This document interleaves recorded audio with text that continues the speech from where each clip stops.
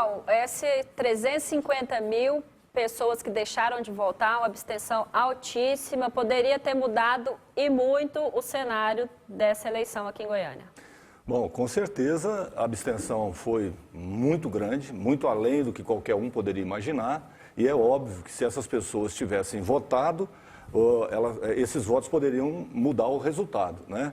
Mas, de uma certa maneira, dá para você entender claramente que essas pessoas não concordavam nem com uma proposta, nem com outra. Então, seria necessário uma terceira proposta que pudesse, digamos, privilegiar esse sentimento desses que não votaram, votaram nulo ou deixaram de comparecer.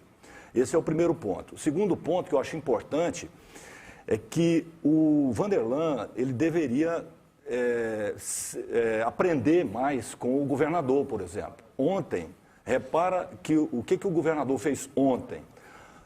Assim que a vitória do Maguito ficou consolidada, o governador divulgou uma nota dizendo, olha, a vida continua, estou à disposição, quero manter as minhas parcerias e tal, e bola para frente, certo? Esse é um aprendizado importante para o Vanderlan.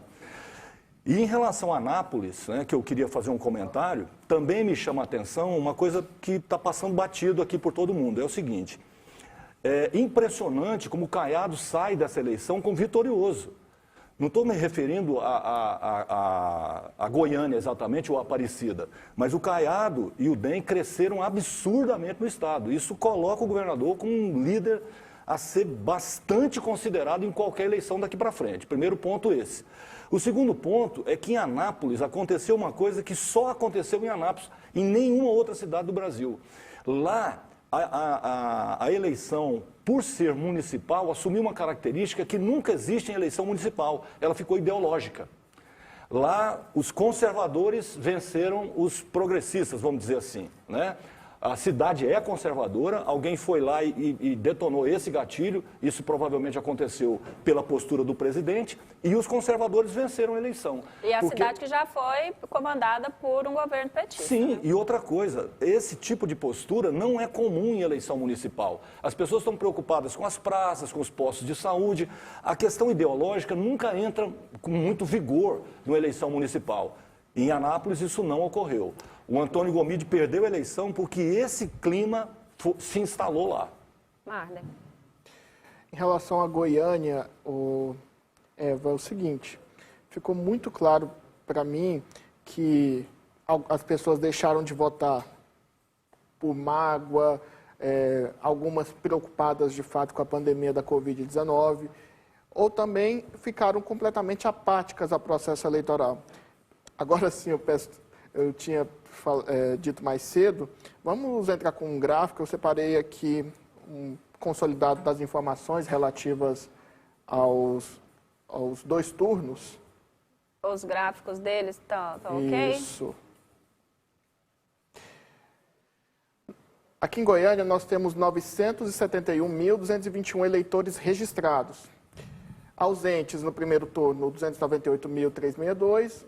No segundo turno, 356.949. Então, dá para ver... Mais de 50 mil, quase 60 mil eleitores aí deixaram de votar, Exatamente. então, do primeiro para o segundo turno. Eu né? quero chamar a atenção para esse dado.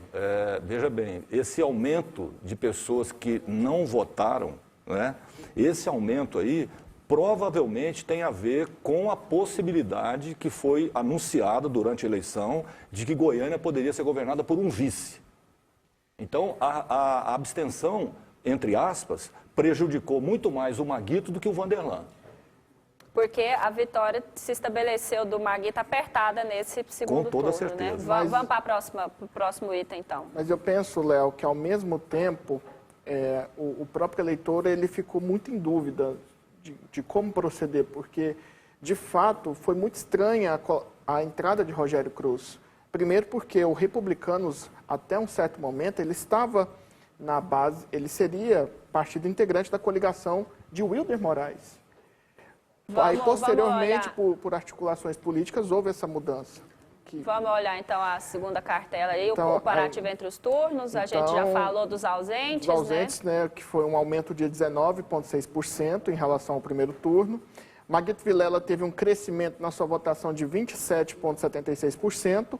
ao passo em que Vanderlan Cardoso cresceu mais, ele teve um aumento de 68,10% em relação ao primeiro turno, ele conseguiu absorver mais votos em relação a Maguito, e brancos e nulos houve um aumento de 25,1%.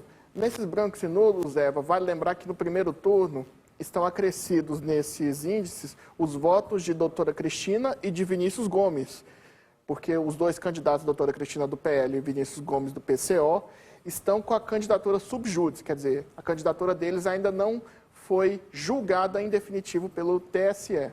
Tá ok, então. Esse a gente dado, tem mais uma pesquisa Ibope aí, né, que foi divulgada. Maguito Vilela, 63%, e Vanderlan, 37%.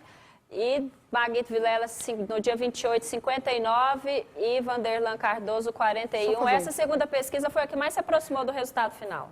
Mas ainda assim houve um certo erro, tanto o Ibope quanto o SERPES, eles cometeram um erro, eles não tiveram uma avaliação precisa, tanto é que a eleição, de certa forma, houve um certo empate, apesar, você vê, por exemplo, agora na pesquisa SERPES, uma diferença de 20% no dia 23, e uma diferença um pouquinho menor já no dia 28, mas ainda assim, uma diferença que não corresponde ao resultado que nós tivemos.